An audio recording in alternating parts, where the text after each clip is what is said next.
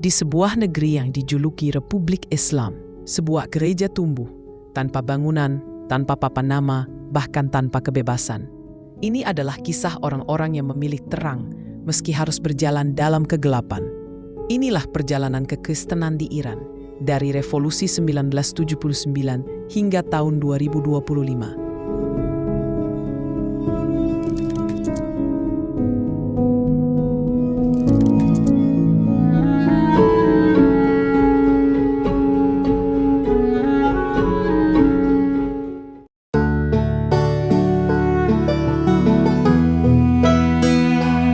Pada awal abad ke-20 hingga sebelum Revolusi Islam 1979, Iran adalah kerajaan di bawah Shah Muhammad Reza Pahlavi. Di masa ini, komunitas Kristen, khususnya dari etnis Armenia, Asyur dan beberapa Protestan, menikmati ruang gerak yang cukup luas. Gereja-gereja bisa dibangun, sekolah Kristen beroperasi secara resmi.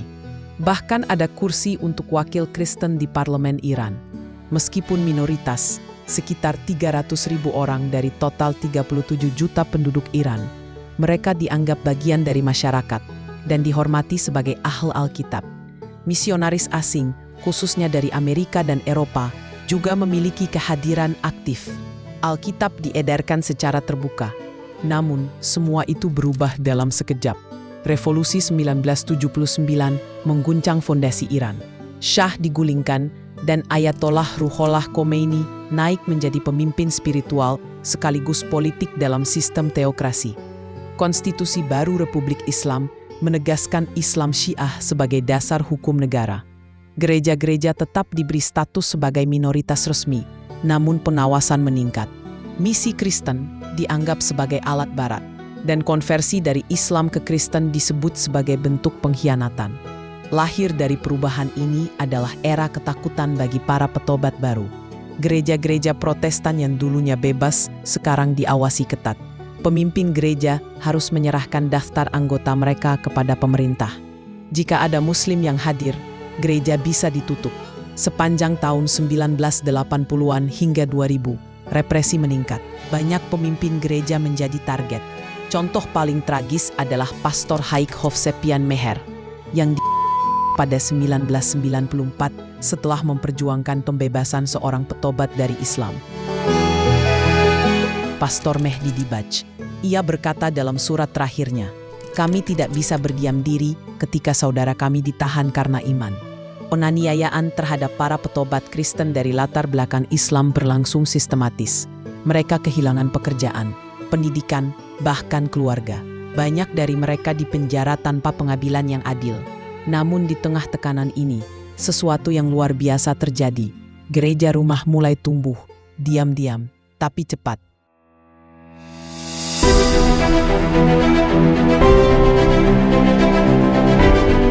Memasuki dekade 2020-an, Iran dihadapkan pada tantangan besar, krisis ekonomi, protes rakyat, dan keraguan terhadap ideologi Islam. Dan di tengah itu, semakin banyak orang Iran yang diam-diam mencari Yesus. Menurut laporan Open Doors dan Elam Ministries, jumlah Kristen di Iran kini diperkirakan lebih dari 1 juta jiwa. Kebanyakan dari mereka adalah petobat dari latar belakang Islam. Namun, mereka masih tidak bisa menyatakan iman mereka secara terbuka. Mereka tidak bisa menikah di gereja, tidak bisa dimakamkan secara Kristen, dan bisa kehilangan hak waris jika iman mereka diketahui. Mereka adalah gereja tak terlihat, namun iman mereka sangat nyata. Dengan kemajuan teknologi, Injil menjangkau Iran dari luar. Gereja-gereja di luar negeri mengadakan siaran televisi 24 jam melalui satelit dengan khotbah, kesaksian, dan pelajaran Alkitab dalam bahasa Farsi. Ratusan ribu Alkitab digital didistribusikan. Telegram, Instagram, dan aplikasi rahasia menjadi alat penyebaran Injil. Namun pemerintah melawan. Situs Kristen diblokir. Orang Kristen ditangkap hanya karena memiliki aplikasi Alkitab. Tapi semangat itu tak padam. Karena bagi mereka, Injil bukan hanya ajaran, melainkan harapan dalam gelap. Tekanan negara tidak menghentikan pertumbuhan iman. Justru sebaliknya. Sejak awal 2000-an, Iran diam-diam menjadi negara dengan pertumbuhan gereja tercepat di dunia. Organisasi seperti Elam Ministries, Iran Alive, dan Voice of the Martyrs melaporkan bahwa ribuan orang Iran bertobat setiap tahunnya. Bagaimana bisa?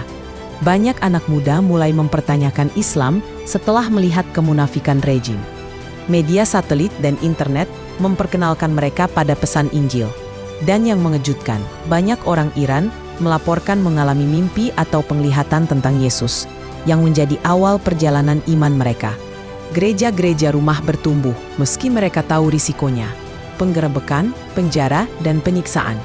Gereja di Iran tidak memiliki gedung, tapi ia punya kehidupan. Ia tidak punya kebebasan, tapi ia punya pengharapan. Ia tidak bersinar terang di televisi, tapi ia menyala di dalam hati orang-orang biasa yang memilih untuk percaya.